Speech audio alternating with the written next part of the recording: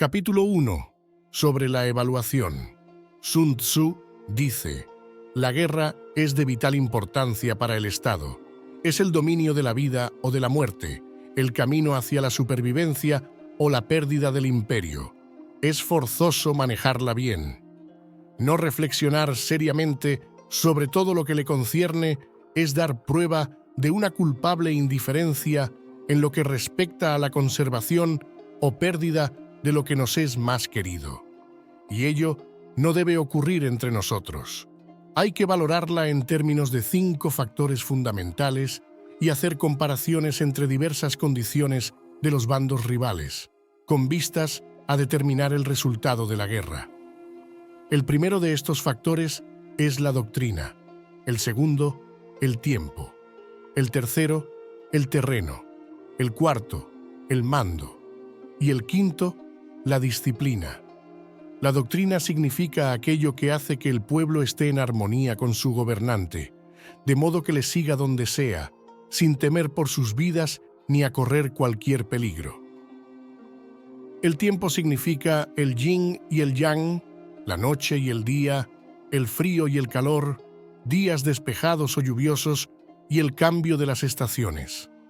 El terreno implica las distancias y hace referencia a dónde es fácil o difícil desplazarse y si es campo abierto o lugares estrechos, y esto influencia las posibilidades de supervivencia. El mando ha de tener como cualidades sabiduría, sinceridad, benevolencia, coraje y disciplina. Por último, la disciplina ha de ser comprendida como la organización del ejército, las graduaciones y rangos entre los oficiales, la regulación de las rutas de suministros y la provisión de material militar al ejército. Estos 5 factores fundamentales han de ser conocidos por cada general. Aquel que los domina, vence. Aquel que no, sale derrotado. Por lo tanto, al trazar los planes, han de compararse los siguientes 7 factores, valorando cada uno con el mayor cuidado. ¿Qué dirigente es más sabio y capaz? ¿Qué comandante posee el mayor talento? ¿Qué ejército obtiene ventajas de la naturaleza y el terreno? ¿En qué ejército se observan mejor las regulaciones y las instrucciones? ¿Qué tropas son más fuertes? ¿Qué ejército tiene oficiales y tropas mejor entrenadas? ¿Qué ejército administra recompensas y castigos de forma más justa? Mediante el estudio de estos 7 factores, seré capaz de adivinar cuál de los 2 bandos saldrá victorioso y cuál será derrotado. El general que siga mi consejo es seguro que vencerá. Ese general ha de ser mantenido al mando. Aquel que ignore mi consejo ciertamente será derrotado. Ese debe ser destituido. Tras prestar atención a mi consejo y planes, el general debe crear una situación que contribuya a su cumplimiento. Por situación, quiero decir que debe tomar en consideración la situación del campo y actuar de acuerdo con lo que le es ventajoso. El arte de la guerra se basa en el engaño. Por lo tanto, cuando es capaz de atacar, ha de aparentar incapacidad. Cuando las tropas se mueven, aparentar inactividad. Si está cerca del enemigo, ha de hacerle creer que está lejos. Si está lejos, aparentar que se está cerca. Poner cebos para atraer al enemigo. Golpear al enemigo cuando está desordenado. Prepararse contra él cuando está seguro en todas partes. Evitarle durante un tiempo cuando es más fuerte. Si tu oponente tiene un temperamento colérico, intenta irritarle. Si es arrogante, trata de fomentar su egoísmo. Si las tropas enemigas se hallan bien preparadas tras una reorganización, intenta desordenarlas. Si están unidas, siembra la disensión entre sus filas. Ataca al enemigo cuando no está preparado y aparece cuando no te espera. Estas son las claves de la victoria para el estratega. Ahora, si las estimaciones realizadas antes de la batalla indican victoria, es porque los cálculos cuidadosamente realizados muestran que tus condiciones son más favorables que las condiciones del enemigo. Si indican derrota, es porque muestran que las condiciones favorables para la batalla son menores. Con una evaluación cuidadosa, uno puede vencer. Sin ella, no puede. Muchas menos oportunidades de victoria tendrá aquel que no realiza cálculos en absoluto. Gracias a este método, se puede examinar la situación y el resultado aparece claramente. Capítulo 2. Sobre la iniciación de las acciones. Una vez comenzada la batalla, aunque estés ganando, de continuar por mucho tiempo, desanimará a tus tropas y embotará tu espada. Si estás sitiando una ciudad, agotarás tus fuerzas. Si mantienes a tu ejército durante mucho tiempo en campaña, tus suministros se agotarán. Las armas son instrumentos de mala suerte. Emplearlas por mucho tiempo producirá calamidades. Como se ha dicho, los que a hierro matan, a hierro mueren. Cuando tus tropas están desanimadas, tu espada embotada, agotadas tus fuerzas y tus suministros son escasos, hasta los tuyos se aprovecharán de tu debilidad para sublevarse. Entonces, aunque tengas consejeros sabios, al final no podrás hacer que las cosas salgan bien. Por esta causa, he oído hablar de operaciones militares que han sido torpes y repentinas, pero nunca he visto a ningún experto en el arte de la guerra que mantuviese la campaña por mucho tiempo. Nunca es beneficioso para un país dejar que una operación militar se prolongue por mucho tiempo. Como se dice comúnmente, ser rápido como el trueno que retumba antes de que hayas podido taparte los oídos, veloz como el relámpago que relumbra antes de haber podido pestañear. Por lo tanto, los que no son totalmente conscientes de la desventaja de servirse de las armas no pueden ser totalmente conscientes de las ventajas de utilizarlas. Los que utilizan los medios militares con pericia no activan a sus tropas 2 veces, ni proporcionan alimentos en 3 ocasiones con un mismo objetivo. Esto quiere decir que no se debe movilizar al pueblo más de una vez por campaña y que inmediatamente después de alcanzar la victoria no se debe regresar al propio país para hacer una segunda movilización. Al principio, esto significa proporcionar alimentos para las propias tropas, pero después se quitan los alimentos al enemigo. Si tomas los suministros de armas de tu propio país, pero quitas los alimentos al enemigo, puedes estar bien abastecido de armamento y de provisiones. Cuando un país se empobrece a causa de las operaciones militares, se debe al transporte de provisiones desde un lugar distante. Si las transportas desde un lugar distante, el pueblo se empobrecerá. Los que habitan cerca de donde está el ejército pueden vender sus cosechas a precios elevados, pero se acaba de este modo el bienestar de la mayoría de la población. Cuando se transportan las provisiones muy lejos, la gente se arruina a causa del alto costo. En los mercados cercanos al ejército, los precios de las mercancías se aumentan. Por lo tanto, las largas campañas militares constituyen una lacra para el país. Cuando se agotan los recursos, los impuestos se recaudan bajo presión. Cuando el poder y los recursos se han agotado, se arruina el propio país. Se priva al pueblo de gran parte de su presupuesto, mientras que los gastos del gobierno para armamentos se elevan. Los habitantes constituyen la base de un país. Los alimentos son la felicidad del pueblo. El príncipe debe respetar este hecho y ser sobrio y austero en sus gastos públicos. En consecuencia, un general inteligente lucha por desproveer al enemigo de sus alimentos. Cada porción de alimentos tomados al enemigo equivale a 20 que te suministras a ti mismo. Así pues, lo que arrasa al enemigo es la imprudencia y la motivación de los tuyos en asumir los beneficios de los adversarios. Cuando recompenses a tus hombres con los beneficios que ostentaban los adversarios, los harás luchar por propia iniciativa, y así podrás tomar el poder y la influencia que tenía el enemigo. Es por esto par lo que se dice que donde hay grandes recompensas hay hombres valientes. Por consiguiente, en una batalla de carros, recompensa primero al que tome al menos 10 carros. Si recompensas a todo el mundo, no habrá suficiente para todos. Así pues, ofrece una recompensa a un soldado para animar a todos los demás. Cambia sus colores de los soldados enemigos hechos prisioneros. Utilízalos mezclados con los tuyos. Trata bien a los soldados y préstales atención. Los soldados prisioneros deben ser bien tratados para conseguir que en el futuro luchen para ti.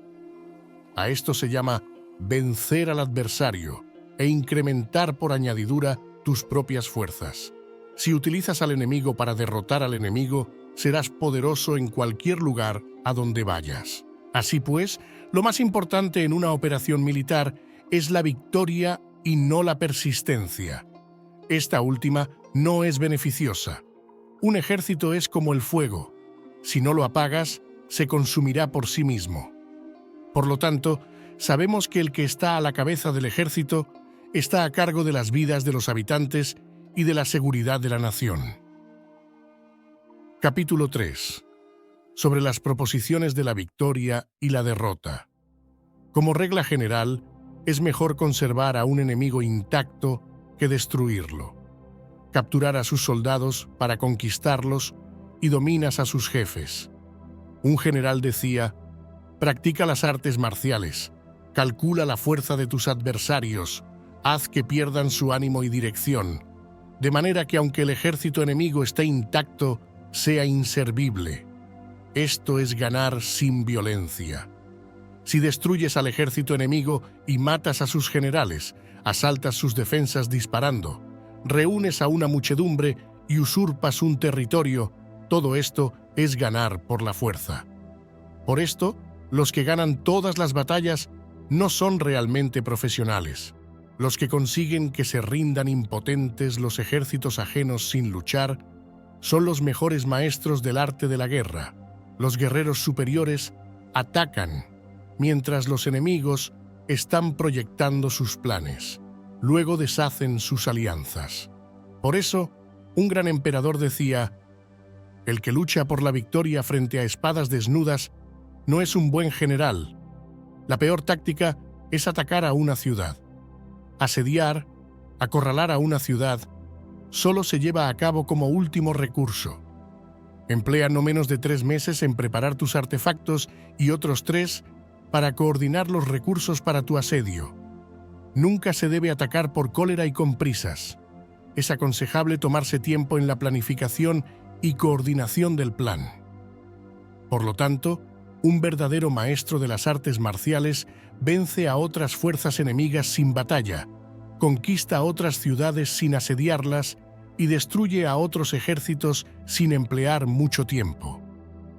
Un maestro experto en las artes marciales deshace los planes de los enemigos, estropea sus relaciones y alianzas, le corta los suministros o bloquea su camino, venciendo mediante estas tácticas sin necesidad de luchar.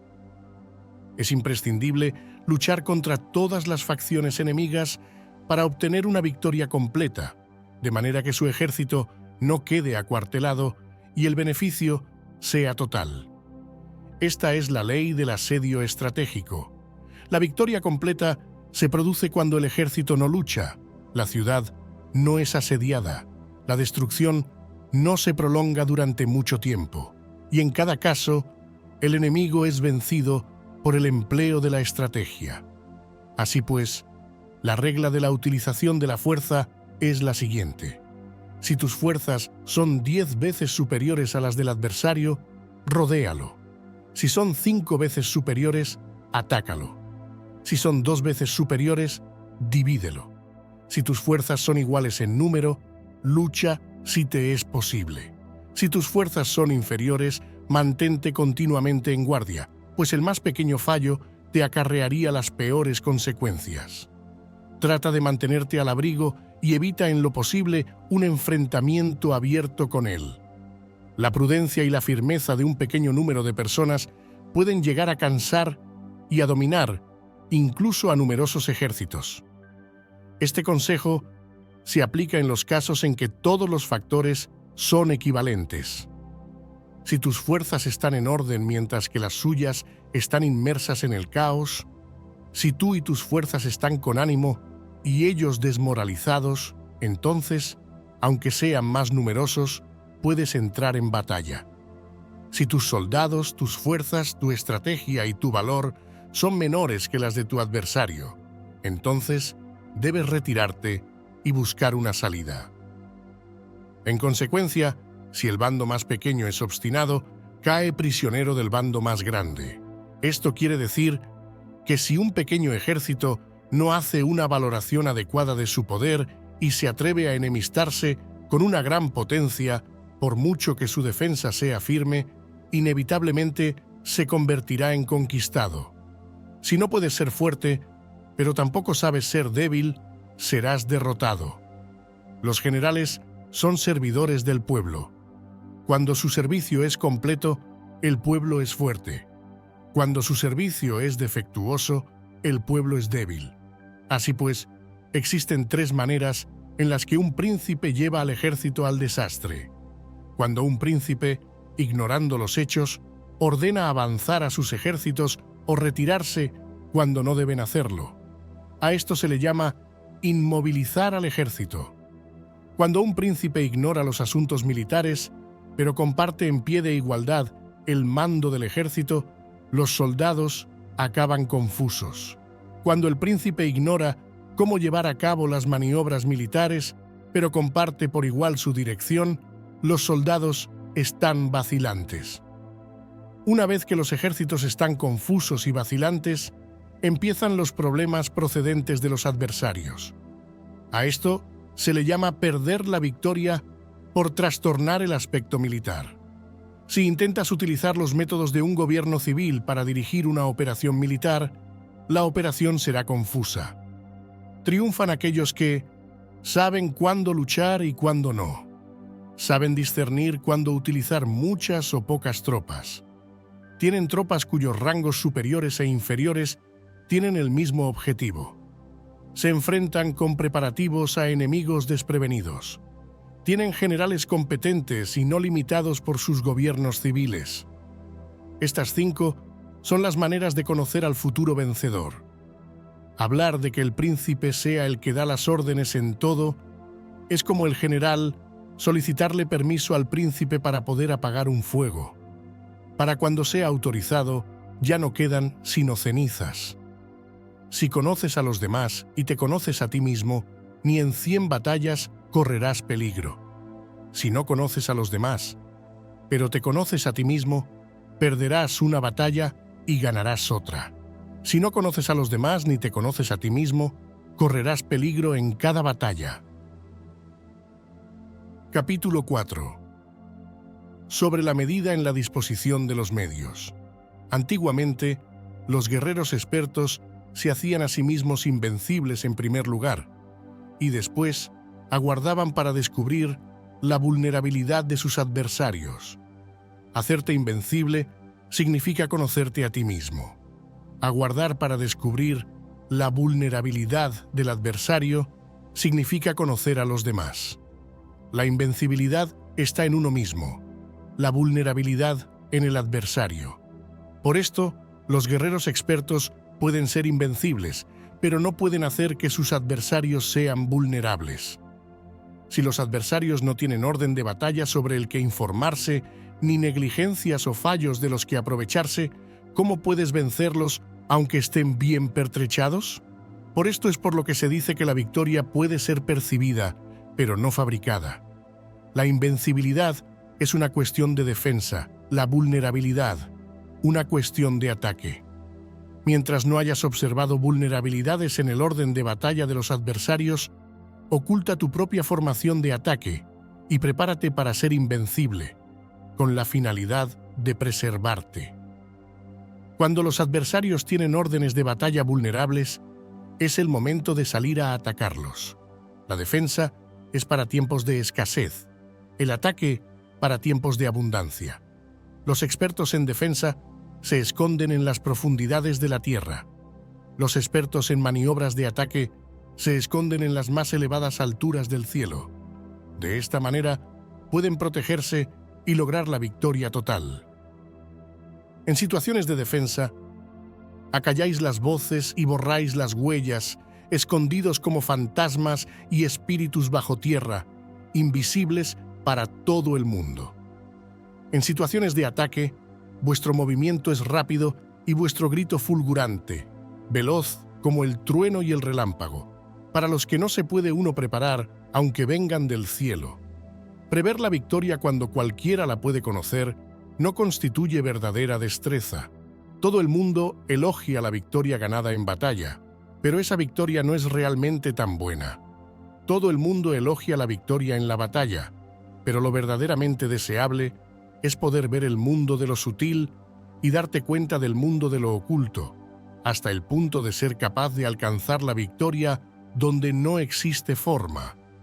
No se requiere mucha fuerza para levantar un cabello, no es necesario tener una vista aguda para ver el sol y la luna, ni se necesita tener mucho oído para escuchar el retumbar del trueno. Lo que todo el mundo conoce no se llama sabiduría. La victoria sobre los demás, obtenida por medio de la batalla, no se considera una buena victoria. En la antigüedad, los que eran conocidos como buenos guerreros vencían cuando era fácil vencer. Si solo eres capaz de asegurar la victoria tras enfrentarte a un adversario en un conflicto armado, esa victoria es una dura victoria.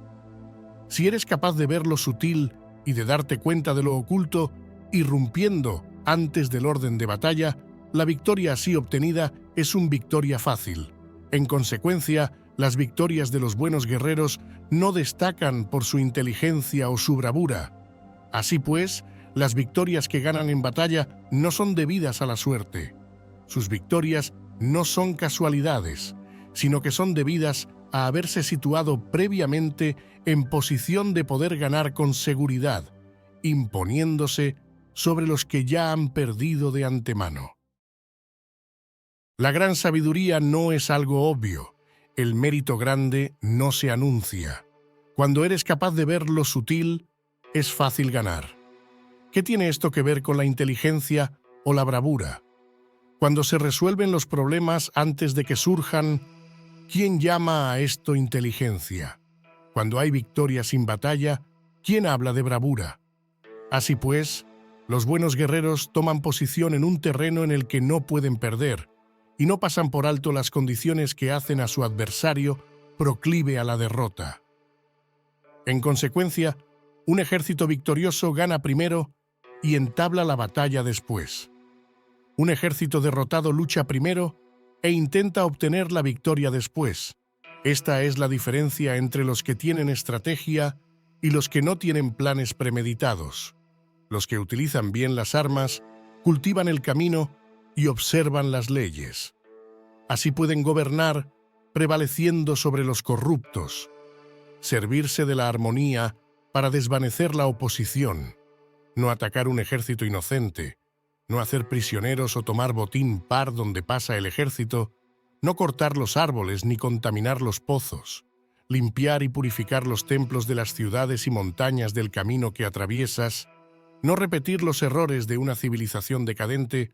A todo esto se llama el camino y sus leyes. Cuando el ejército está estrictamente disciplinado, hasta el punto en que los soldados morirían antes que desobedecer las órdenes, y las recompensas y los castigos merecen confianza y están bien establecidos, cuando los jefes y oficiales son capaces de actuar de esta forma, pueden vencer a un príncipe enemigo corrupto. Las reglas militares son 5: medición, valoración, cálculo, comparación y victoria. El terreno da lugar a las mediciones, estas dan lugar a las valoraciones a los cálculos, estos a las comparaciones, y las comparaciones dan lugar a las victorias. Mediante las comparaciones de las dimensiones puedes conocer dónde se halla la victoria o la derrota. En consecuencia, un ejército victorioso es como 1 kilo comparado con 1 gramo. Un ejército derrotado es como 1 gramo comparado con 1 kilo. Cuando el que gana consigue que su pueblo vaya a la batalla como si estuviera dirigiendo una gran corriente de agua hacia un cañón profundo, esto es una cuestión de orden de batalla. Cuando el agua se acumula en un cañón profundo, nadie puede medir su cantidad, lo mismo que nuestra defensa no muestra su forma. Cuando se suelta el agua, se precipita hacia abajo como un torrente, de manera tan irresistible como nuestro propio ataque. Capítulo 5. Sobre la firmeza. La fuerza es la energía acumulada o la que se percibe. Esto es muy cambiante. Los expertos son capaces de vencer al enemigo creando una percepción favorable en ellos, así obtener la victoria sin necesidad de ejercer su fuerza. Gobernar sobre muchas personas como si fueran poco es una cuestión de dividirlas en grupos o sectores. Es organización. Batallar contra un gran número de tropas como si fueran pocas es una cuestión de demostrar la fuerza, símbolos y señales. Se refiere a lograr una percepción de fuerza y poder en la oposición. En el campo de batalla se refiere a las formaciones y banderas utilizadas para desplegar las tropas y coordinar sus movimientos. Lograr que el ejército sea capaz de combatir contra el adversario sin ser derrotado es una cuestión de emplear métodos ortodoxos o heterodoxos. La ortodoxia y la heterodoxia no es algo fijo, sino que se utilizan como un ciclo. Un emperador que fue un famoso guerrero y administrador hablaba de manipular las percepciones de los adversarios sobre lo que es ortodoxo y heterodoxo, y después atacar inesperadamente, combinando ambos métodos hasta convertirlo en uno, volviéndose así indefinible para el enemigo. Que el efecto de las fuerzas sea como el de piedras arrojadas sobre huevos es una cuestión de lleno y vacío. Cuando induces a los adversarios a atacarte en tu territorio, su fuerza siempre está vacía, en desventaja. Mientras que no compitas en lo que son los mejores, tu fuerza siempre estará llena. Atacar con lo vacío contra lo lleno es como arrojar piedras sobre huevos. De seguro se rompen. Cuando se entabla una batalla de manera directa, la victoria se gana por sorpresa. El ataque directo es ortodoxo. El ataque indirecto es heterodoxo. Solo hay dos clases de ataques en la batalla: el extraordinario por sorpresa y el directo ordinario, pero sus variantes son innumerables. Lo ortodoxo y lo heterodoxo se originan recíprocamente como un círculo sin comienzo ni fin. ¿Quién podría agotarlos? Cuando la velocidad del agua que fluye alcanza el punto en el que puede mover las piedras, esta es la fuerza directa. Cuando la velocidad y maniobrabilidad del halcón es tal que puede atacar y matar, esto es precisión. Lo mismo ocurre con los guerreros expertos. Su fuerza es rápida, su precisión certera. Su fuerza es como disparar una catapulta, su precisión es dar en el objetivo previsto y causar el efecto esperado. El desorden llega del orden. La cobardía surge del valor. La debilidad brota de la fuerza. Si quieres fingir desorden para convencer a tus adversarios y distraerlos, primero tienes que organizar el orden, porque solo entonces puedes crear un desorden artificial. Si quieres fingir cobardía para conocer la estrategia de los adversarios, primero tienes que ser extremadamente valiente, porque solo entonces puedes actuar como tímido de manera artificial. Si quieres fingir debilidad para inducir la arrogancia en tus enemigos, primero has de ser extremadamente fuerte, porque solo entonces puedes pretender ser débil. El orden y el desorden son una cuestión de organización. La cobardía es una cuestión valentía y la de ímpetu. La fuerza y la debilidad son una cuestión de la formación en la batalla. Cuando un ejército tiene la fuerza del ímpetu, percepción, incluso el tímido se vuelve valiente. Cuando pierde la fuerza del ímpetu, incluso el valiente se convierte en tímido. Nada está fijado en las leyes de la guerra. Estas se desarrollan sobre la base del ímpetu. Con astucia se puede anticipar y lograr que los adversarios se convenzan a sí mismos cómo proceder y moverse. Les ayuda a caminar por el camino que les traza. Hace moverse a los enemigos con la perspectiva del triunfo, para que caigan en la emboscada. Los buenos guerreros buscan la efectividad en la batalla a partir de la fuerza del ímpetu, percepción, y no dependen solo de la fuerza de sus soldados. Son capaces de escoger a la mejor gente, desplegarlos adecuadamente y dejar que la fuerza del ímpetu logre sus objetivos. Cuando hay entusiasmo, convicción, orden, organización, recursos, compromiso de los soldados, tienes la fuerza del ímpetu y el tímido es valeroso. Así es posible asignar a los soldados por sus capacidades, habilidades y encomendarle deberes y responsabilidades adecuadas. El valiente puede luchar, el cuidadoso puede hacer de centinela y el inteligente puede estudiar, analizar y comunicar. Cada cual es útil. Hacer que los soldados luchen, permitiendo que la fuerza del ímpetu haga su trabajo, es como hacer rodar rocas. Las rocas permanecen inmóviles cuando están en un lugar plano, pero ruedan en un plano inclinado. Se quedan fijas cuando son cuadradas, pero giran si son redondas. Por lo tanto, cuando se conduce a los hombres a la batalla con astucia, el impulso es como rocas redondas que se precipitan montaña abajo. Esta es la fuerza que produce la victoria. Capítulo 6. Sobre lo lleno y lo vacío. Los que anticipan, se preparan y llegan primero al campo de batalla y esperan al adversario están en posición descansada. Los que llegan los últimos al campo de batalla, los que improvisan y entablan la lucha, quedan agotados. Los buenos guerreros hacen que los adversarios vengan a ellos y de ningún modo se dejan atraer fuera de su fortaleza. Si haces que los adversarios vengan a ti para combatir, su fuerza estará siempre vacía. Si no sales a combatir, tu fuerza estará siempre llena. Este es el arte de vaciar a los demás y de llenarte a ti mismo. Lo que impulsa a los adversarios a venir hacia ti por propia decisión es la perspectiva de ganar. Lo que desanima a los adversarios de ir hacia ti es la probabilidad de sufrir daños.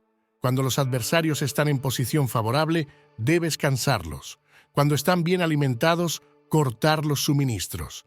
Cuando están descansando, hacer que se pongan en movimiento. Ataca inesperadamente, haciendo que los adversarios se agoten corriendo para salvar sus vidas. Interrumpe sus provisiones, arrasa sus campos y corta sus vías de aprovisionamiento. Aparece en lugares críticos y ataca donde menos se lo esperen, haciendo que tengan que acudir al rescate. Aparece donde no puedan ir, se dirige hacia donde menos se lo esperen. Para desplazarte cientos de kilómetros sin cansancio, atraviesa tierras despobladas. Atacar un espacio abierto no significa solo un espacio en el que el enemigo no tiene defensa. Mientras su defensa no sea estricta, el lugar no esté bien guardado, los enemigos se desperdigarán ante ti, como si estuvieras atravesando un territorio despoblado. Para tomar infaliblemente lo que atacas, ataca donde no haya defensa. Para mantener una defensa infaliblemente segura, defiende donde no haya ataque. Así, en el caso de los que son expertos en el ataque, sus enemigos no saben por dónde atacar. Cuando se cumplen las instrucciones, las personas son sinceramente leales y comprometidas. Los planes y preparativos para la defensa implantados con firmeza, siendo tan sutil y reservado que no se revelan las estrategias de ninguna forma, y los adversarios se sienten inseguros y su inteligencia no les sirve para nada. Sé extremadamente sutil, discreto, hasta el punto de no tener forma. Sé completamente misterioso y confidencial hasta el punto de ser silencioso. De esta manera podrás dirigir el destino de tus adversarios. Para avanzar sin encontrar resistencia, arremete por sus puntos débiles.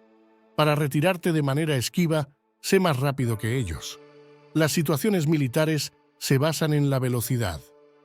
Llega como el viento, muévete como el relámpago y los adversarios no podrán vencerte. Por lo tanto, cuando quieras entrar en batalla, incluso si el adversario está atrincherado en una posición defensiva, no podrá evitar luchar si atacas en el lugar en el que debe acudir irremediablemente al rescate. Cuando no quieras entrar en batalla, incluso si trazas una línea en el terreno que quieres conservar, el adversario no puede combatir contigo porque le das una falsa pista.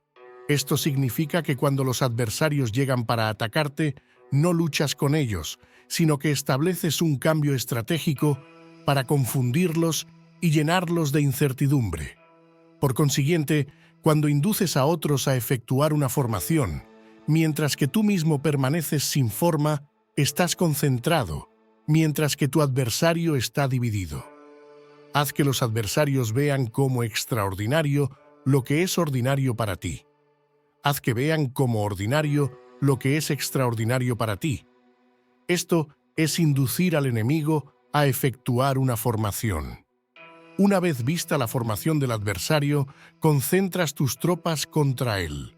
Como tu formación no está a la vista, el adversario dividirá seguramente sus fuerzas.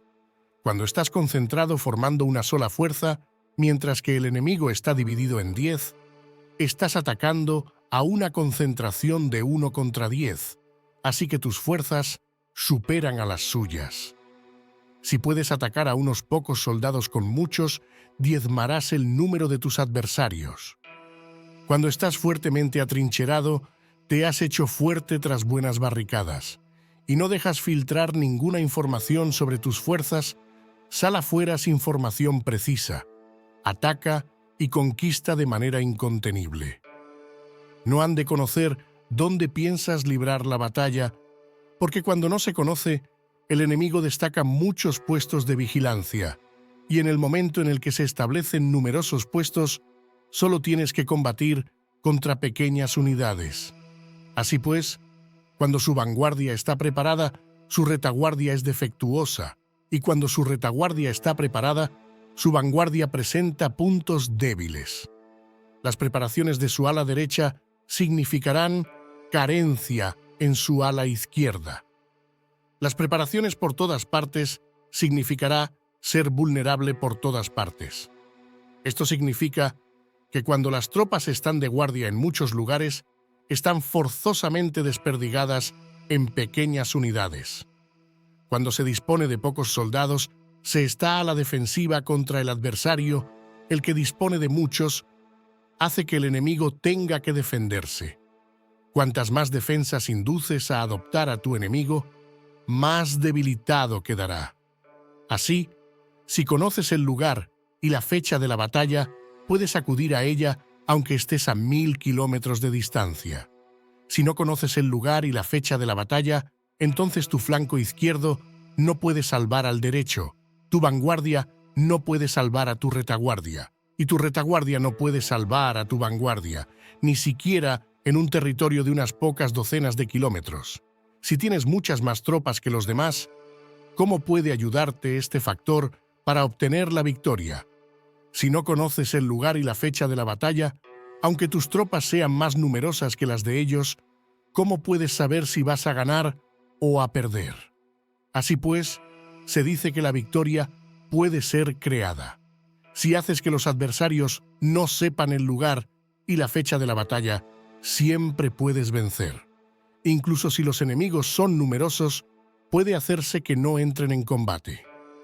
Por tanto, haz tu valoración sobre ellos para averiguar sus planes y determinar qué estrategia puede tener éxito y cuál no. Incítalos a la acción para descubrir cuál es el esquema general de sus movimientos y descansa. Haz algo por o en contra de ellos para su atención, de manera que puedas de ellos para descubrir sus hábitos de comportamiento de ataque y de defensa. Indúcelos a adoptar formaciones específicas para conocer sus puntos flacos. Esto significa utilizar muchos métodos para confundir y perturbar al enemigo con el objetivo de observar sus formas de respuesta hacia ti. Después de haberlas observado, actúas en consecuencia, de manera que puedes saber qué clase de situaciones significan vida y cuáles significan muerte. Pruébalos para averiguar sus puntos fuertes y sus puntos débiles. Por lo tanto, el punto final de la formación de un ejército es llegar a la no forma. Cuando no tienes forma, los informadores no pueden descubrir nada, ya que la información no puede crear una estrategia. Una vez que no tienes forma perceptible, no dejas huellas que puedan ser seguidas, los informadores no encuentran ninguna grieta por donde mirar y los que están a cargo de la planificación no pueden establecer ningún plan realizable. La victoria sobre multitudes mediante formaciones precisas debe ser desconocida par las multitudes. Todo el mundo conoce la forma mediante la que resultó vencedor, pero nadie conoce la forma mediante la que aseguró la victoria. En consecuencia, la victoria en la guerra no es repetitiva, sino que adapta su forma continuamente. Determinar los cambios apropiados significa no repetir las estrategias previas para obtener la victoria. Para lograrla, puedo adaptarme desde el principio a cualquier formación que los adversarios puedan adoptar. Las formaciones son como el agua. La naturaleza del agua es evitar lo alto e ir hacia abajo. La naturaleza de los ejércitos es evitar lo lleno y atacar lo vacío. El flujo del agua está determinado por la tierra. La victoria viene determinada por el adversario. Así pues, un ejército no tiene formación constante, lo mismo que el agua no tiene forma constante. Se llama genio a la capacidad de obtener la victoria cambiando y adaptándose según el enemigo. Capítulo 7. Sobre el enfrentamiento directo e indirecto. Las autoridades civiles y después reúne y concentra a las tropas, acuartelándolas juntas. Nada es más difícil que la lucha armada. Luchar con otros cara a cara para conseguir ventajas es lo más arduo del mundo. La dificultad de la lucha armada es hacer cercanas las distancias largas y convertir los problemas en ventajas. Mientras que das la apariencia de estar muy lejos, empiezas tu camino y llegas antes que el enemigo. Por lo tanto, haces que su ruta sea larga, atrayéndole con la esperanza de ganar. Cuando emprendes la marcha después que los otros y llegas antes que ellos, conoces la estrategia de hacer que las distancias sean cercanas. Sírvete de una unidad especial para engañar al enemigo, atrayéndole a una falsa persecución, haciéndole creer que el grueso de tus fuerzas está muy lejos. Entonces, lanzas una fuerza de ataque sorpresa que llega antes, aunque emprendió el camino después. Por consiguiente, la lucha armada puede ser provechosa y puede ser peligrosa. Para el experto es provechosa, para el inexperto peligrosa. Movilizar a todo el ejército para el combate en aras de obtener alguna ventaja tomaría mucho tiempo, pero combatir por una ventaja con un ejército incompleto tendría como resultado una falta de recursos. Si te movilizas rápidamente y sin parar día y noche, recorriendo el doble de la distancia habitual, y si luchas por obtener alguna ventaja a miles de kilómetros, tus jefes militares serán hechos prisioneros. Los soldados que sean fuertes llegarán allí primero. Los más cansados llegarán después. Como regla general, solo lo conseguirá 1 de cada 10. Cuando la ruta es larga, las tropas se cansan. Si han gastado su fuerza en la movilización, llegan agotadas mientras que sus adversarios están frescos. Así pues, es seguro que serán atacadas. Combatir por una ventaja a 50 kilómetros de distancia frustrará los planes del mando y, como regla general, solo la mitad de los soldados lo harán. Si se combate por obtener una ventaja a 30 kilómetros de distancia, solo 2 de cada 3 soldados los recorrerán. Así pues, un ejército perece si no está equipado, si no tiene provisiones o si no tiene dinero. Estas 3 cosas son necesarias. No puedes combatir para ganar con un ejército no equipado o sin provisiones, lo que el dinero facilita. Por tanto, si ignoras los planes de tus rivales, no puedes hacer alianzas precisas. A menos que conozcas las montañas y los bosques, los desfiladeros y los pasos, y la condición de los pantanos, no puedes maniobrar con una fuerza armada. A menos que utilices guías locales, no puedes aprovecharte de las ventajas del terreno. Solo cuando conoces cada detalle de la condición del terreno, puedes maniobrar y guerrear. Por consiguiente, una fuerza militar CUSA, según la estrategia prevista, se moviliza mediante la esperanza de recompensa y se adapta mediante la división y la combinación. Una fuerza militar se establece mediante la estrategia en el sentido de que distraes al enemigo para que no pueda conocer cuál es tu situación real y no pueda imponer su supremacía. Se moviliza mediante la esperanza de recompensa, en el sentido de que entra en acción cuando ve la posibilidad de obtener una ventaja. Dividir y volver a hacer combinaciones de tropas se hace para confundir al adversario y observar cómo reacciona frente a ti. De esta manera, puedes adaptarte para obtener la victoria. Por eso, cuando una fuerza militar se mueve con rapidez, es como el viento. Cuando va lentamente, es como el bosque. Es voraz como el fuego e inmóvil como las montañas. Es rápida como el viento, en el sentido que llega sin avisar y desaparece como el relámpago. Es como un bosque porque tiene un orden. Es voraz como el fuego, que devasta una planicie sin dejar tras sí ni una brizna de hierba. Es inmóvil como una montaña cuando se acuartela. Es tan difícil de conocer como la oscuridad. Su movimiento es como un trueno que retumba. Para ocupar un lugar, divide a tus tropas. Para expandir tu territorio, divide los beneficios.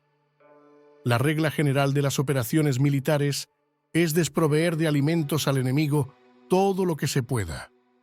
Sin embargo, en localidades donde la gente no tiene mucho, es necesario dividir a las tropas en grupos más pequeños para que puedan tomar en diversas partes lo que necesitan, ya que sólo así tendrán suficiente. En cuanto a dividir el botín, significa que es necesario repartirlo entre las tropas para guardar lo que ha sido ganado, no dejando que el enemigo lo recupere. Actúa después de haber hecho una estimación. Gana el que conoce primero la medida de lo que está lejos y lo que está cerca. Esta es la regla general de la lucha armada. El primero que hace el movimiento es el invitado, el último es el anfitrión. El invitado lo tiene difícil, el anfitrión lo tiene fácil. Cerca y lejos significan desplazamiento. El cansancio, el hambre y el frío surgen del desplazamiento. Un antiguo libro que trata de asuntos militares dice: las palabras no son escuchadas, para eso se hacen los símbolos y los tambores. Las banderas y los estandartes se hacen a causa de la ausencia de visibilidad. Símbolos, tambores, banderas y estandartes se utilizan para concentrar y unificar los oídos y los ojos de los soldados. Una vez que están unificados, el valiente no puede actuar solo, ni el tímido puede retirarse solo. Esta es la regla general del empleo de un grupo. Unificar los oídos y los ojos de los soldados significa hacer que miren y escuchen al unísono de manera que no caigan en la confusión y el desorden. Las señales se utilizan para indicar direcciones e impedir que los individuos vayan a donde se les antoje. Así pues, en batallas nocturnas utiliza fuegos y tambores, y en batallas diurnas sírvete de banderas y estandartes para manipular los oídos y los ojos de los soldados. Utiliza muchas señales para confundir las percepciones del enemigo y hacerle temer tu temible poder militar. De esta forma, haces desaparecer la energía de sus ejércitos y desmoralizas a sus generales. En primer lugar, has de ser capaz de mantenerte firme en tu propio corazón. Solo entonces puedes desmoralizar a los generales enemigos. Por esto, la tradición afirma que los habitantes de otros tiempos tenían la firmeza para desmoralizar, y la antigua ley de los que conducían carros de combate decía que cuando la mente original es firme, la energía fresca es victoriosa. De este modo, la energía de la mañana está llena de ardor, la del mediodía decae y la energía de la noche se retira. En consecuencia, los expertos en el manejo de las armas prefieren la energía entusiasta, atacan la decadente y la que se bate en retirada. Son ellos los que dominan la energía. Cualquier débil en el mundo se dispone a combatir en un minuto si se siente animado. Pero cuando se trata realmente de tomar las armas y de entrar en batalla, es poseído por la energía. Cuando esta energía se desvanece, se detendrá, estará asustado y se arrepentirá de haber comenzado. La razón por la que esa clase de ejércitos miran por encima del hombro a enemigos fuertes, lo mismo que miran a las doncellas vírgenes, es porque se están aprovechando de su agresividad, estimulada por cualquier causa. Utilizar el orden para enfrentarse al desorden, utilizar la calma para enfrentarse con los que se agitan, esto es dominar el corazón. A menos que tu corazón esté totalmente abierto y tu mente en orden, no puedes esperar ser capaz de adaptarte a responder sin límites, a manejar los acontecimientos de manera infalible, a enfrentarte a dificultades graves e inesperadas sin turbarte, dirigiendo cada cosa sin confusión. Dominar la fuerza es esperar a los que vienen de lejos, aguardar con toda comodidad a los que se han fatigado y con el estómago saciado a los hambrientos. Esto es lo que se quiere decir cuando se habla de atraer a otros hacia donde estás, al tiempo que evitas ser inducido a ir hacia donde están ellos. Evitar la confrontación contra formaciones de combate bien ordenadas y no atacar grandes batallones constituye el dominio de la adaptación. Por tanto, la regla general de las operaciones militares es no enfrentarse a una gran montaña ni oponerse al enemigo de espaldas a ésta. Esto significa que si los adversarios están en un terreno elevado, no debes atacarles cuesta arriba, y que cuando efectúan una carga cuesta abajo, no debes hacerles frente. No persigas a los enemigos cuando finjan una retirada, ni ataques tropas expertas. Si los adversarios huyen de repente antes de agotar su energía, seguramente hay emboscadas esperándote para atacar a tus tropas. En este caso, debes retener a tus oficiales para que no se lancen en su persecución. No consumas la comida de sus soldados. Si el enemigo abandona de repente sus provisiones, éstas han de ser probadas antes de ser comidas, por si están envenenadas. No detengas a ningún ejército que esté en camino a su país. Bajo estas circunstancias, un adversario luchará hasta la muerte. Hay que dejarle una salida a un ejército rodeado. Muéstrales una manera de salvar la vida para que no estén dispuestos a luchar hasta la muerte, y así podrás aprovecharte para atacarles. No presiones a un enemigo desesperado. Un animal agotado seguirá luchando, pues esa es la ley de la naturaleza. Estas son las leyes de las operaciones militares. Capítulo 8. Sobre los 9 cambios. Por lo general, las operaciones militares están bajo el mando del gobernante civil para dirigir al ejército. El general no debe levantar su campamento en un terreno difícil. Deja que se establezcan relaciones diplomáticas en las fronteras. No permanezcas en un territorio árido ni aislado. Cuando te halles en un terreno cerrado, prepara alguna estrategia y muévete. Cuando te halles en un terreno mortal, lucha.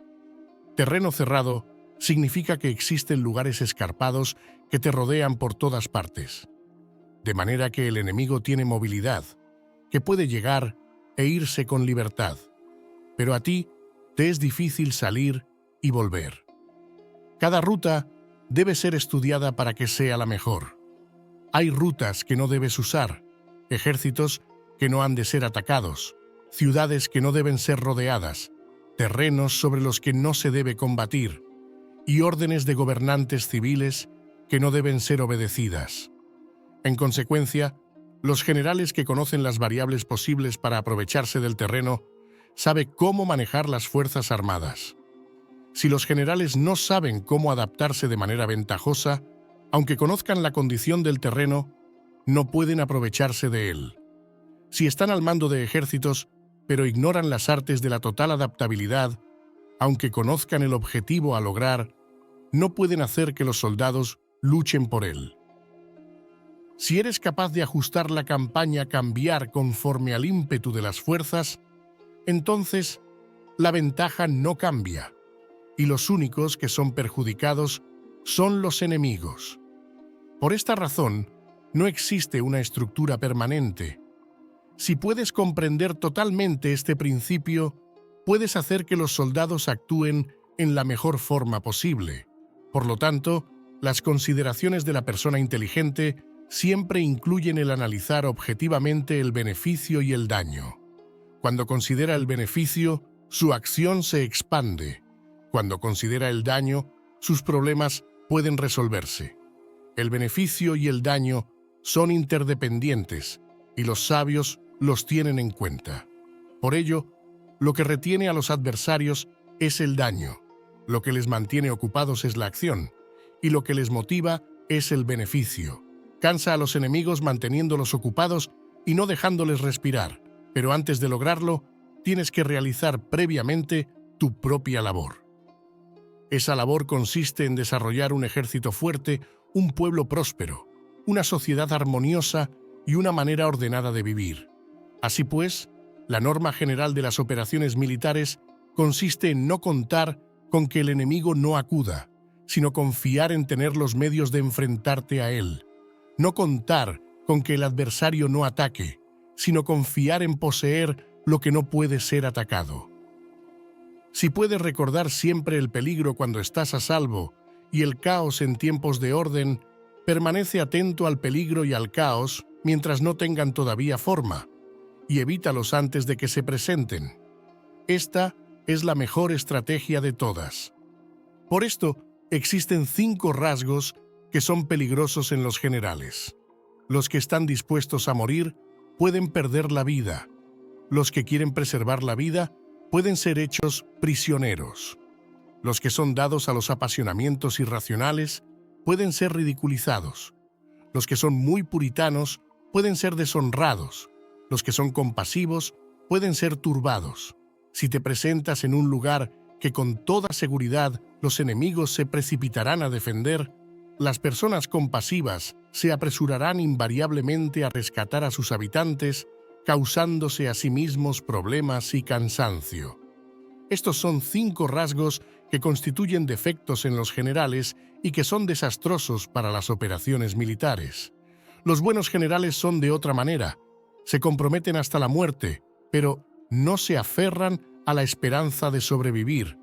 Actúan de acuerdo con los acontecimientos, en forma racional y realista, sin dejarse llevar por las emociones ni estar sujetos a quedar confundidos. Cuando ven una buena oportunidad, son como tigres, en caso contrario, cierran sus puertas. Su acción y su no acción son cuestiones de estrategia y no pueden ser complacidos ni enfadados. Capítulo 9. Sobre la distribución de los medios. Las maniobras militares son el resultado de los planes y las estrategias en la manera más ventajosa para ganar. Determinan la movilidad y efectividad de las tropas. Si vas a colocar tu ejército en posición de observar al enemigo, atraviesa rápido las montañas y vigílalos desde un valle. Considera el efecto de la luz y mantente en la posición más elevada del valle. Cuando combatas en una montaña, ataca desde arriba hacia abajo y no al revés. Combate estando cuesta abajo y nunca cuesta arriba. Evita que el agua divida tus fuerzas, aléjate de las condiciones desfavorables lo antes que te sea posible. No te enfrentes a los enemigos dentro del agua. Es conveniente dejar que pasen la mitad de sus tropas y en ese momento dividirlas y atacarlas. No te sitúes río abajo. No camines en contra de la corriente ni en contra del viento. Si acampas en la ribera de un río, tus ejércitos pueden ser sorprendidos de noche, empujados a ahogarse o se les puede colocar veneno en la corriente.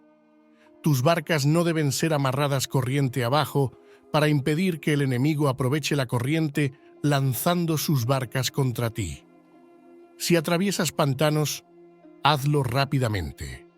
Si te encuentras frente a un ejército en medio de un pantano, permanece cerca de sus plantas acuáticas o respaldado por los árboles.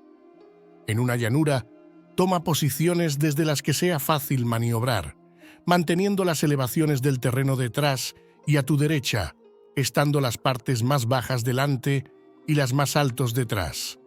Generalmente, un ejército prefiere un terreno elevado y evita un terreno bajo, aprecia la luz y detesta la oscuridad. Los terrenos elevados son estimulantes y, por lo tanto, la gente se halla a gusto en ellos. Además, son convenientes para adquirir la fuerza del ímpetu. Los terrenos bajos son húmedos, lo cual provoca enfermedades y dificulta el combate. Cuida de la salud física de tus soldados con los mejores recursos disponibles. Cuando no existe la enfermedad en un ejército, se dice que éste es invencible. Donde haya montículos y terraplenes, sitúate en su lado soleado, manteniéndolos siempre a tu derecha y detrás. Colocarse en la mejor parte del terreno es ventajoso para una fuerza militar. La ventaja en una operación militar consiste en aprovecharse de todos los factores beneficiosos del terreno. Cuando llueve río arriba y la corriente trae consigo la espuma, si quieres cruzarlo, espera a que escampe. Siempre que un terreno presente barrancos infranqueables, lugares cerrados, trampas, riesgos, grietas y prisiones naturales, debes abandonarlo rápidamente y no acercarte a él. En lo que a mí concierne, siempre me mantengo alejado de estos accidentes del terreno, de manera que los adversarios estén más cerca que yo de ellos. Doy la cara a estos accidentes de manera que queden a espaldas del enemigo. Entonces estás en situación ventajosa y él tiene condiciones desfavorables. Cuando un ejército se está desplazando, si atraviesa territorios montañosos con muchas corrientes de agua y pozos, o pantanos cubiertos de juncos, o bosques vírgenes llenos de árboles y vegetación, es imprescindible escudriñarlos totalmente y con cuidado, ya que estos lugares ayudan a las emboscadas y a los espías. Es esencial bajar del caballo y escudriñar el terreno, por si existen tropas escondidas para tenderte una emboscada. También podría ser que hubiera espías al acecho observándote y escuchando tus instrucciones y movimientos. Cuando el enemigo está cerca, pero permanece en calma, quiere decir que se halla en una posición fuerte. Cuando está lejos pero intenta provocar hostilidades, quiere que avances.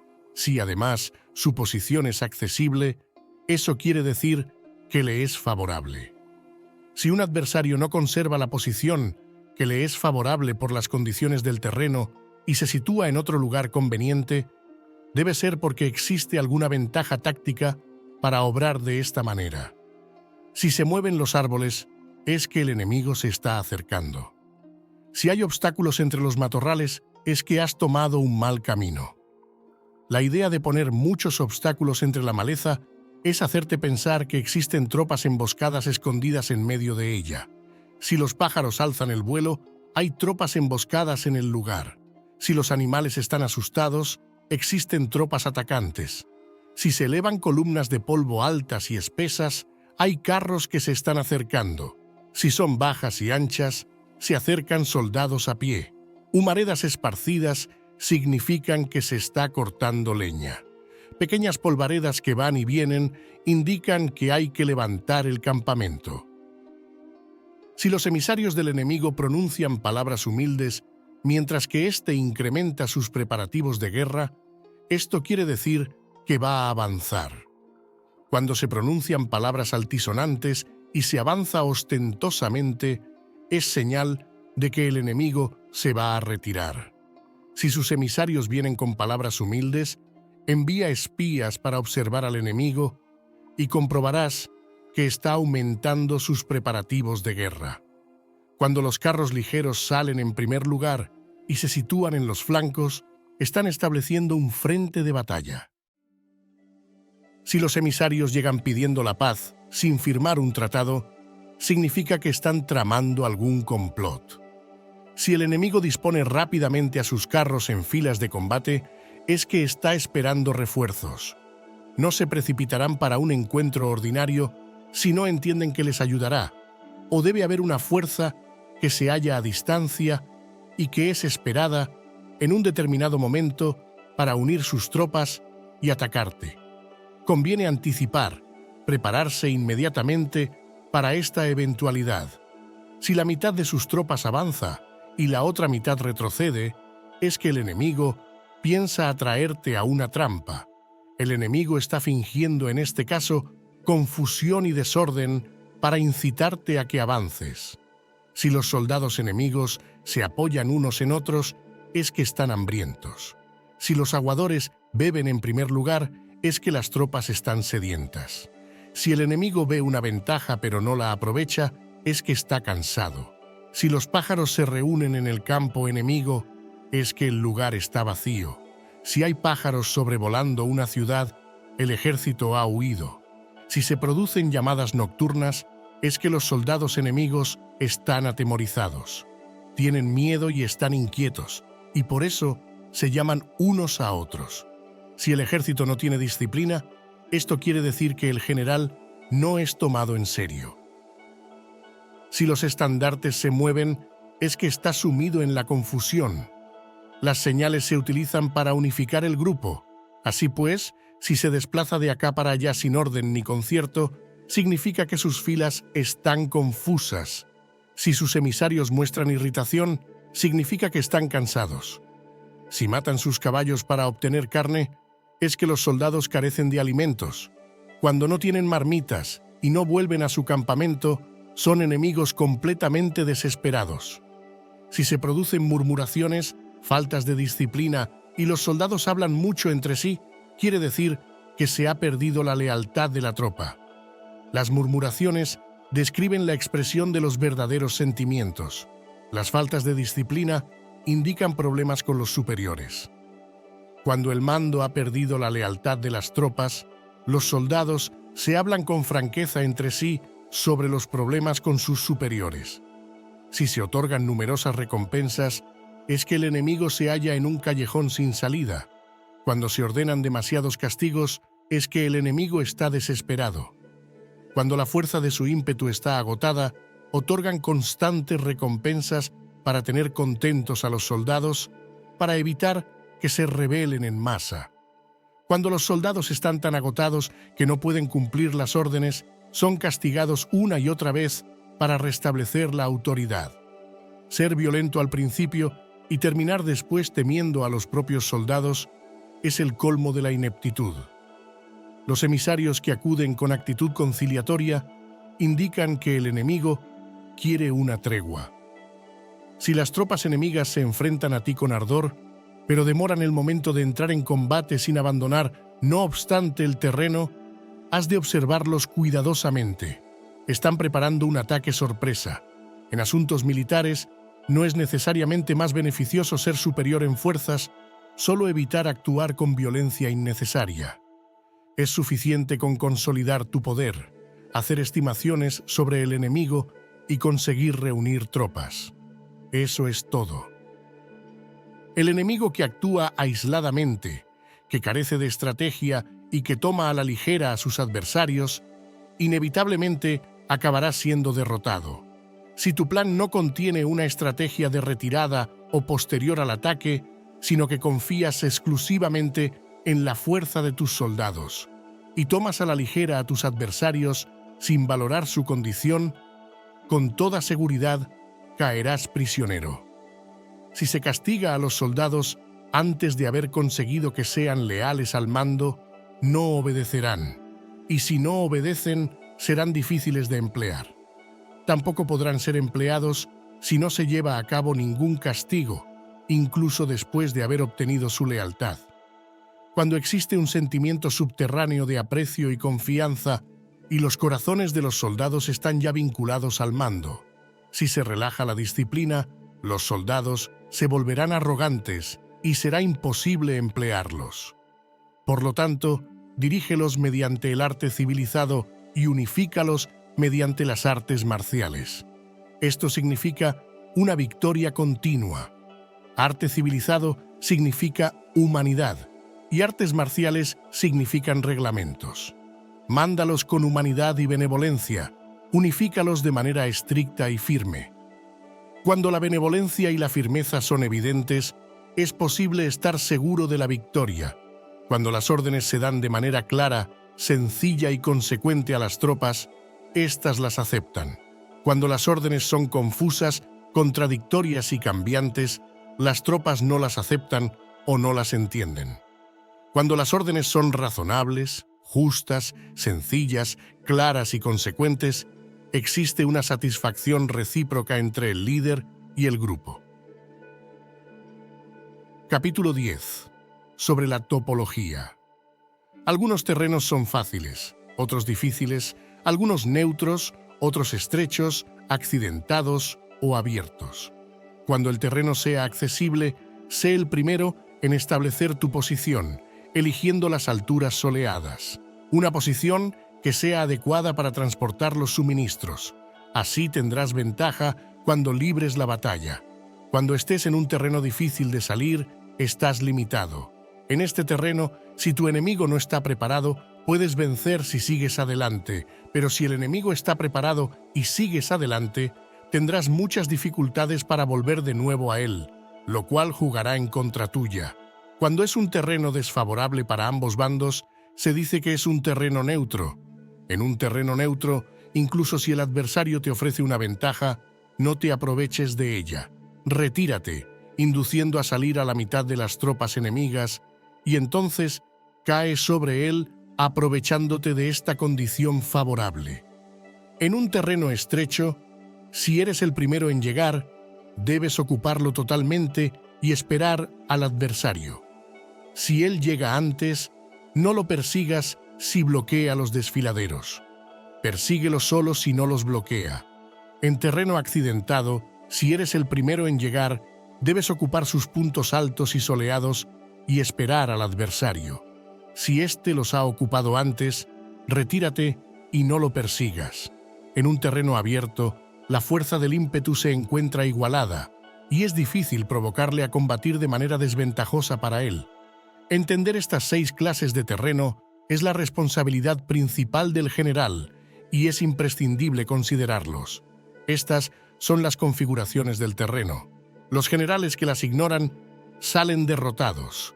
Así pues, entre las tropas están las que huyen, las que se retraen, las que se derrumban, las que se rebelan y las que son derrotadas. Ninguna de estas circunstancias constituyen desastres naturales, sino que son debidas a los errores de los generales. Las tropas que tienen el mismo ímpetu, pero que atacan en proporción de 1 contra 10, salen derrotadas. Los que tienen tropas fuertes, pero cuyos oficiales son débiles, quedan retraídos.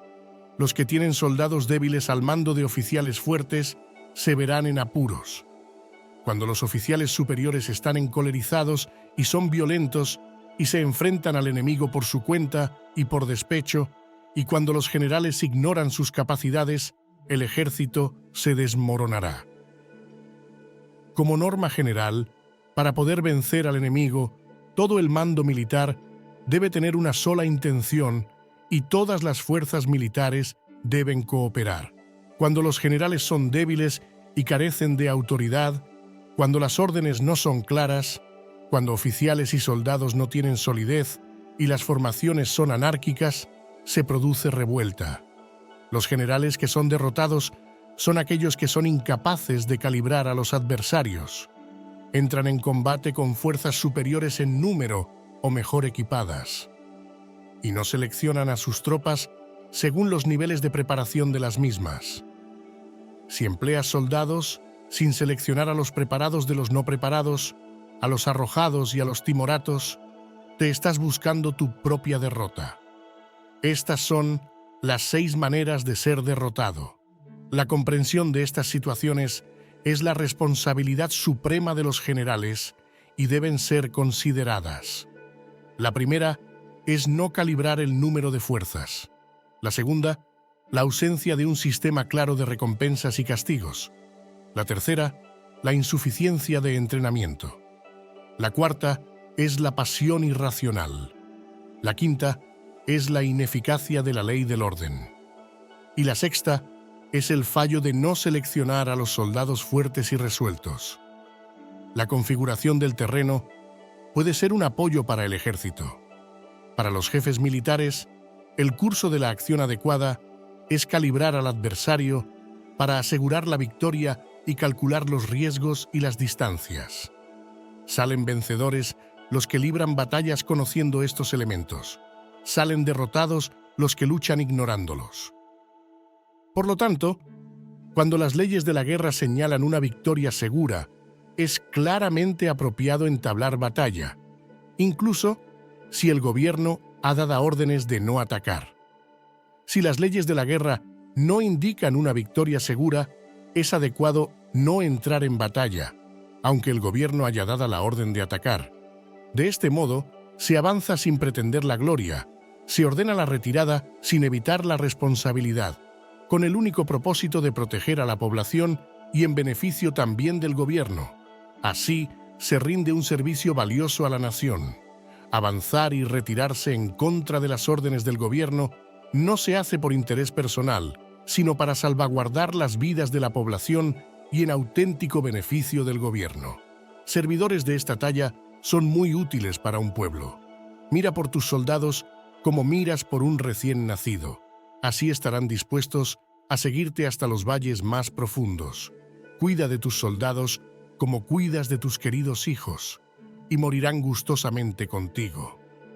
Pero si eres tan amable con ellos que no los puedes utilizar, si eres tan indulgente que no les puedes dar órdenes, tan informal que no puedes disciplinarlos, tus soldados serán como niños mimados y por lo tanto inservibles.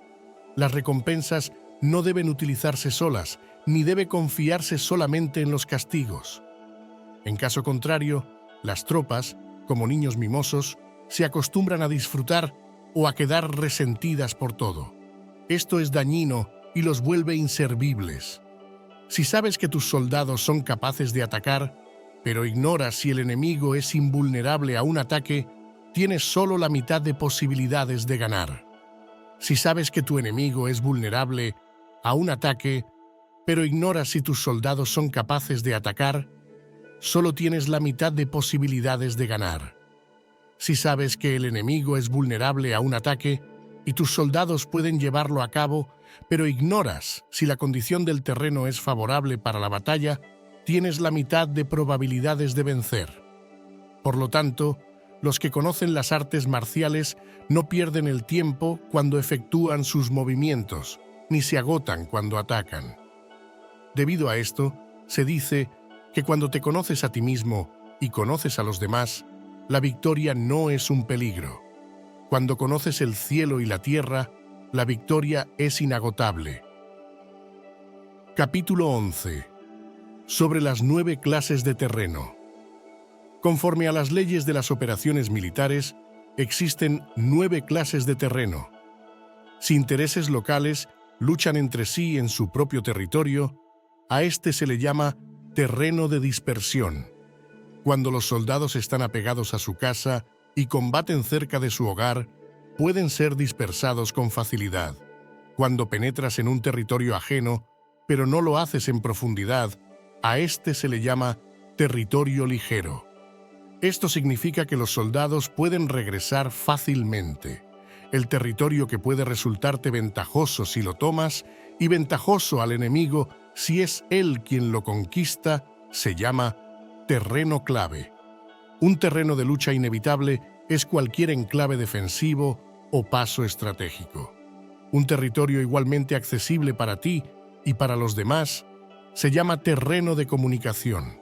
El territorio que está rodeado por 3 territorios rivales y es el primero en proporcionar libre acceso a él, a todo el mundo se llama terreno de intersección. El terreno de intersección es aquel en el que convergen las principales vías de comunicación, uniéndolas entre sí.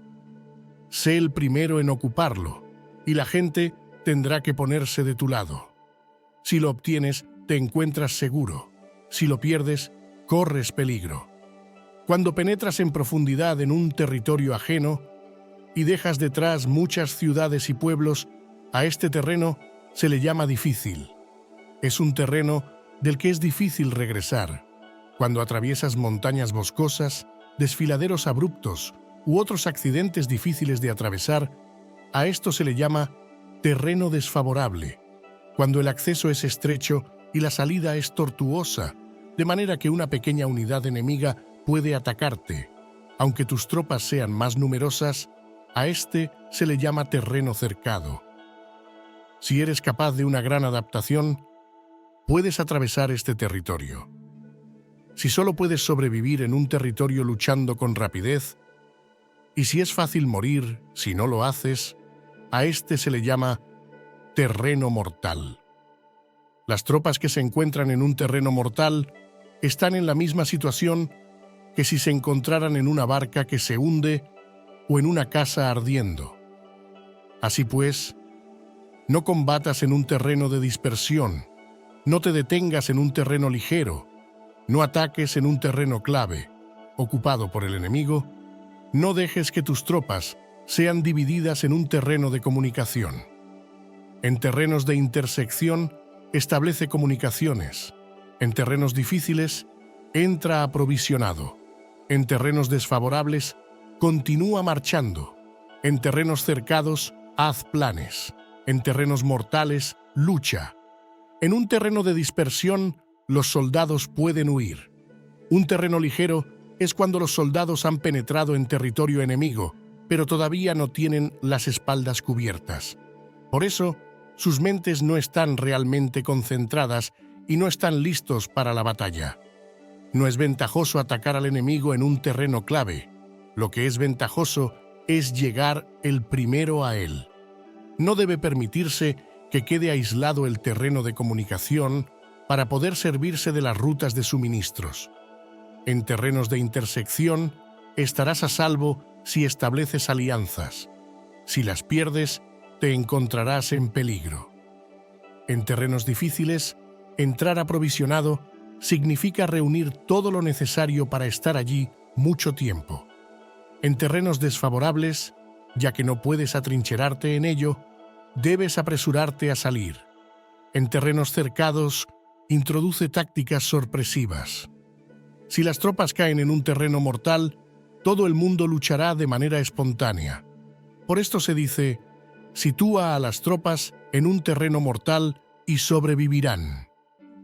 Los que eran antes considerados como expertos en el arte de la guerra eran capaces de hacer que el enemigo perdiera contacto entre su vanguardia y su retaguardia, la confianza entre las grandes y las pequeñas unidades, el interés recíproco para el bienestar de los diferentes rangos, el apoyo mutuo entre gobernantes y gobernados, el alistamiento de soldados y la coherencia de sus ejércitos.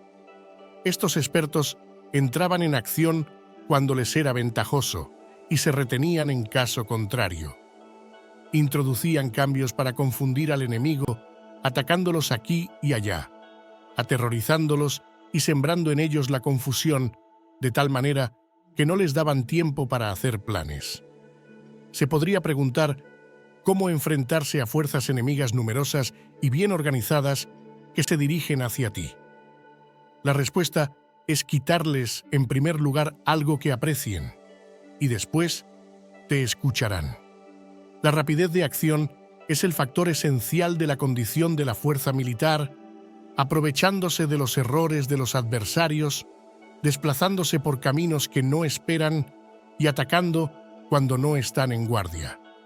Esto significa que para aprovecharse de la falta de preparación, de visión y de cautela de los adversarios, es necesario actuar con rapidez y que si dudas, esos errores no te servirán de nada.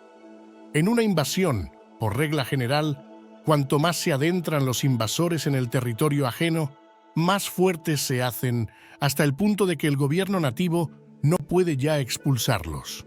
Escoge campos fértiles y las tropas tendrán suficiente para comer.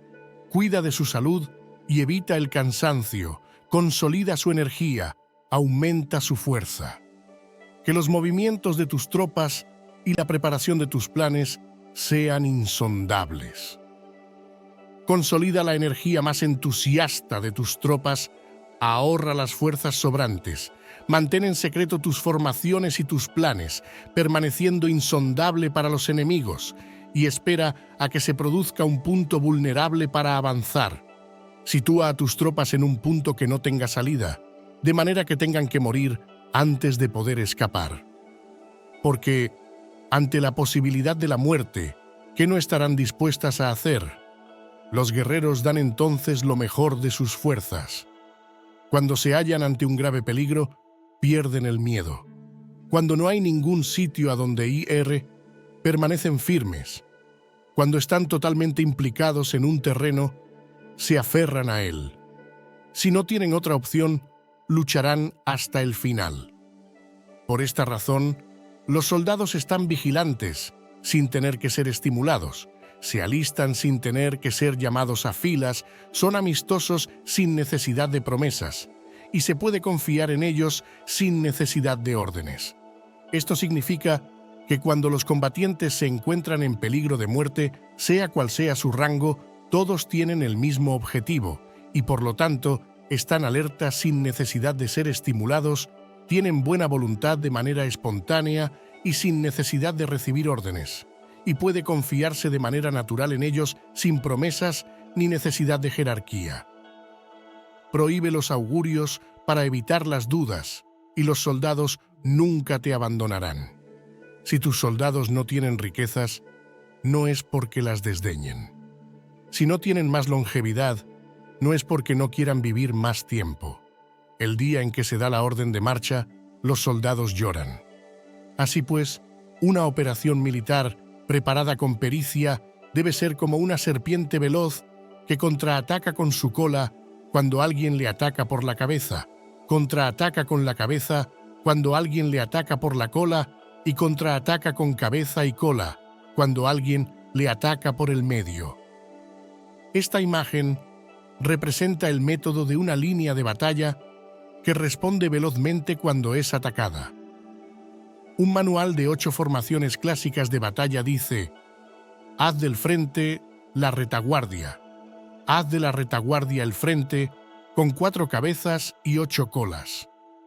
Haz que la cabeza esté en todas partes y cuando el enemigo arremeta por el centro, cabeza y cola acudirán al rescate.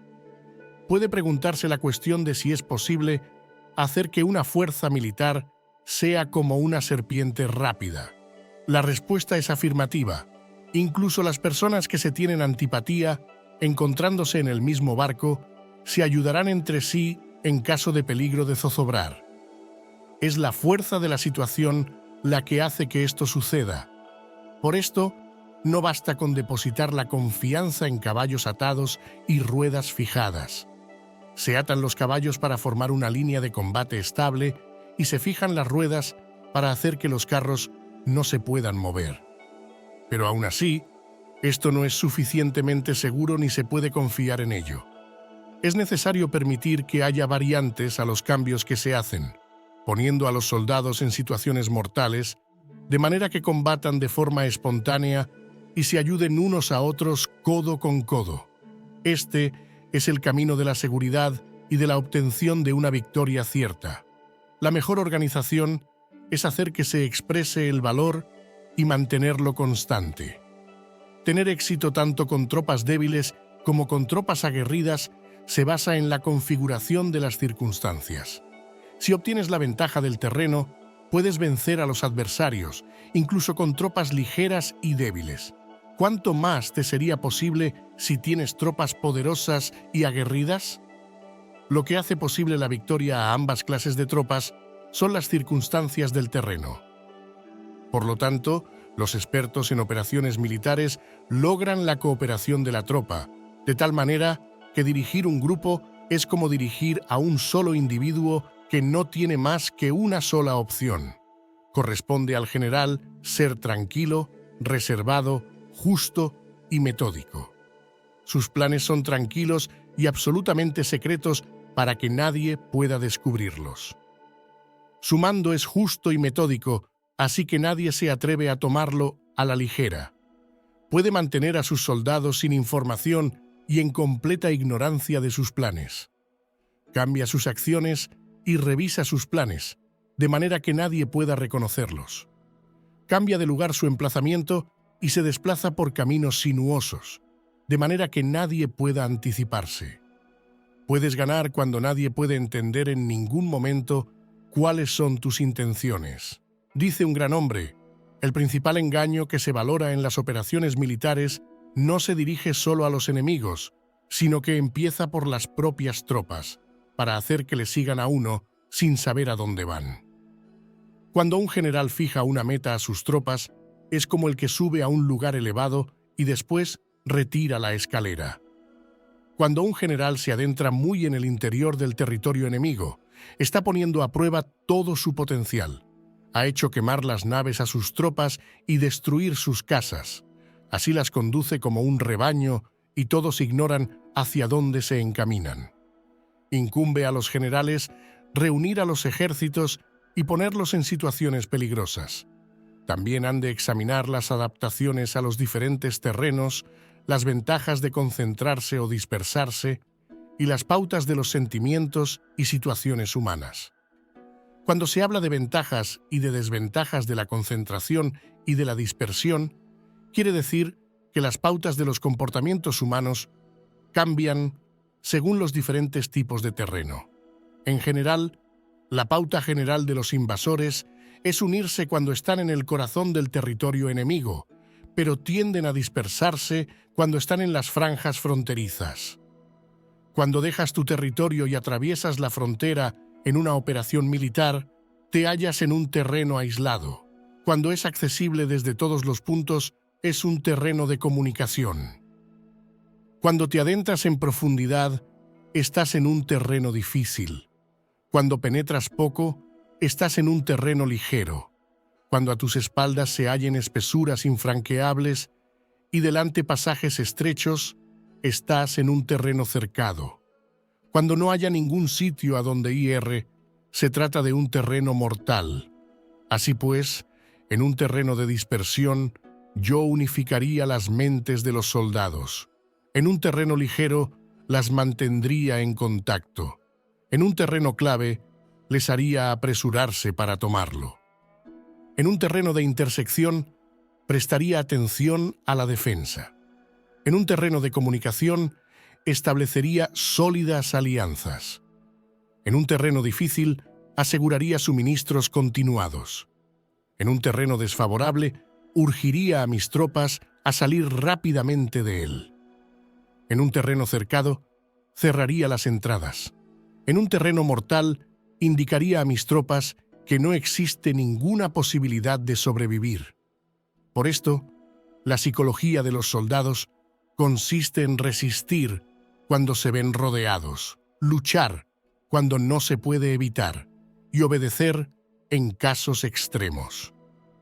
Hasta que los soldados no se ven rodeados, no tienen la determinación de resistir al enemigo hasta alcanzar la victoria. Cuando están desesperados, presentan una defensa unificada. Por ello, los que ignoran los planes enemigos no pueden preparar alianzas. Los que ignoran las circunstancias del terreno no pueden hacer maniobrar a sus fuerzas. Los que no utilizan guías locales no pueden aprovecharse del terreno. Los militares de un gobierno eficaz deben conocer todos estos factores. Cuando el ejército de un gobierno eficaz ataca a un gran territorio, el pueblo no se puede unir. Cuando su poder sobrepasa a los adversarios, es imposible hacer alianzas. Si puedes averiguar los planes de tus adversarios, aprovéchate del terreno y haz maniobrar al enemigo de manera que se encuentre indefenso. En este caso, ni siquiera un gran territorio puede reunir suficientes tropas para detenerte. Por lo tanto, si no luchas por obtener alianzas, ni aumentas el poder de ningún país, pero extiendes tu influencia personal amenazando a los adversarios, todo ello hace que el país y las ciudades enemigas sean vulnerables. Otorga recompensas que no estén reguladas y da órdenes desacostumbradas. Considera la ventaja de otorgar recompensas que no tengan precedentes. Observa cómo el enemigo hace promesas sin tener en cuenta los códigos establecidos. Maneja las tropas como si fueran una sola persona. Empléalas en tareas reales, pero no les hables. Motívalas con recompensas, pero no les comentes los perjuicios posibles. Emplea a tus soldados solo en combatir, sin comunicarles tu estrategia. Déjales conocer los beneficios que les esperan, pero no les hables de los daños potenciales.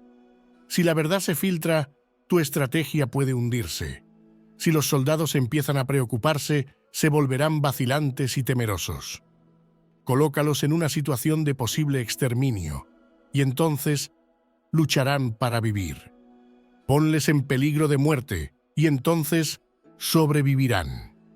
Cuando las tropas afrontan peligros, son capaces de luchar para obtener la victoria. Así pues, la tarea de una operación militar es fingir acomodarse a las intenciones del enemigo. Si te concentras totalmente en este, puedes matar a su general aunque estés a kilómetros de distancia. A esto se llama cumplir el objetivo con pericia. Al principio te acomodas a sus intenciones, después matas a sus generales. Esta es la pericia en el cumplimiento del objetivo. Así, el día en que se declara la guerra, se cierran las fronteras, se rompen los salvoconductos y se impide el paso de emisarios. Los asuntos se deciden rigurosamente desde que se comienza a planificar y establecer la estrategia desde la casa o cuartel general. El rigor en los cuarteles generales en la fase de planificación se refiere al mantenimiento del secreto. Cuando el enemigo ofrece oportunidades, aprovéchalas inmediatamente. Entérate primero de lo que pretende y después anticípate a él. Mantén la disciplina y adáptate al enemigo para determinar el resultado de la guerra. Así, al principio eres como una doncella y el enemigo abre sus puertas. Entonces, tú eres como una liebre suelta y el enemigo no podrá expulsarte. Capítulo 12. Sobre el arte de atacar por el fuego. Existen 5 clases de ataques mediante el fuego: quemar a las personas, quemar los suministros, quemar el equipo, quemar los almacenes y quemar las armas. El uso del fuego tiene que tener una base y exige ciertos medios. Existen momentos adecuados para encender fuegos, concretamente cuando el tiempo es seco y ventoso. Normalmente, en ataques mediante el fuego, es imprescindible seguir los cambios producidos por este. Cuando el fuego está dentro del campamento enemigo, prepárate rápidamente desde fuera. Si los soldados se mantienen en calma cuando el fuego se ha declarado, espera y no ataques. Cuando el fuego alcance su punto álgido, síguelo, si puedes. Si no, espera. En general, el fuego se utiliza para sembrar la confusión en el enemigo y así poder atacarle. Cuando el fuego puede ser prendido en campo abierto, no esperes a hacerlo en su interior. Hazlo cuando sea oportuno. Cuando el fuego sea atizado para el viento, no ataques en dirección contraria a este. No es eficaz luchar contra el ímpetu del fuego, porque el enemigo luchará en este caso hasta la muerte. Si ha soplado el viento durante el día, a la noche amainará. Un viento diurno cesará al anochecer. Un viento nocturno cesará al amanecer. Los ejércitos han de saber que existen variantes de las 5 clases de ataques mediante el fuego y adaptarse a estas de manera racional. No basta saber cómo atacar a los demás con el fuego, es necesario saber cómo impedir que los demás te ataquen a ti. Así pues, la utilización del fuego para apoyar un ataque significa claridad, y la utilización del agua para apoyar un ataque significa fuerza. El agua puede incomunicar, pero no puede arrasar. El agua puede utilizarse para dividir a un ejército enemigo, de manera que su fuerza se desuna y la tuya se fortalezca. Ganar combatiendo o llevar a cabo un asedio victorioso sin recompensar a los que han hecho méritos trae mala fortuna y se hace merecedor de ser llamado avaro. Por eso se dice que un gobierno esclarecido lo tiene en cuenta y que un buen mando militar recompensa el mérito. No moviliza a sus tropas cuando no hay ventajas que obtener, ni actúa cuando no hay nada que ganar, ni luchan cuando no existe peligro. Las armas son instrumentos de mal augurio y la guerra es un asunto peligroso. Es indispensable impedir una derrota desastrosa y, por lo tanto, no vale la pena movilizar un ejército por razones insignificantes. Las armas solo deben utilizarse cuando no existe otro remedio. Un gobierno no debe movilizar un ejército por ira y los jefes militares no deben provocar la guerra por cólera. Actúa cuando sea beneficioso. En caso contrario, desiste. La ira puede convertirse en alegría y la cólera puede convertirse en placer, pero un pueblo destruido no puede hacérsele renacer y la muerte no puede convertirse en vida. En consecuencia, un gobierno esclarecido presta atención a todo esto y un buen mando militar lo tiene en cuenta. Esta es la manera de mantener a la nación a salvo y de conservar intacto a su ejército. Capítulo 13. Sobre la concordia y la discordia. Una operación militar significa un gran esfuerzo para el pueblo, y la guerra puede durar muchos años para obtener una victoria de un día.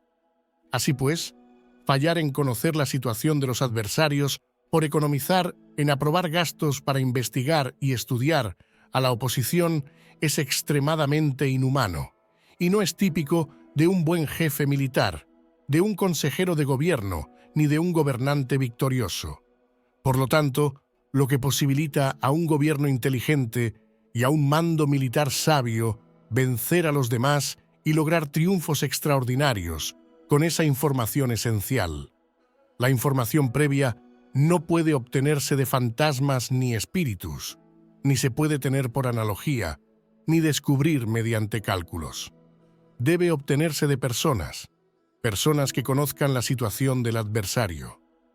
Existen 5 clases de espías: el espía nativo, el espía interno, el doble agente, el espía liquidable y el espía flotante. Cuando están activos todos ellos, nadie conoce sus rutas. A esto se le llama genio organizativo y se aplica al gobernante. Los espías nativos se contratan entre los habitantes de una localidad. Los espías internos se contratan entre los funcionarios enemigos. Los agentes dobles se contratan entre los espías enemigos. Los espías liquidables transmiten falsos datos a los espías enemigos. Los espías flotantes vuelven para traer sus informes. Entre los funcionarios del régimen enemigo se hallan aquellos con los que se puede establecer contacto y a los que se puede sobornar para averiguar la situación de su país y descubrir cualquier plan que se trame contra ti. También pueden ser utilizados para crear desavenencias y desarmonía. En consecuencia, nadie en las Fuerzas Armadas es tratado con tanta familiaridad como los espías, ni a nadie se le otorgan recompensas tan grandes como a ellos, ni hay asunto más secreto que el espionaje.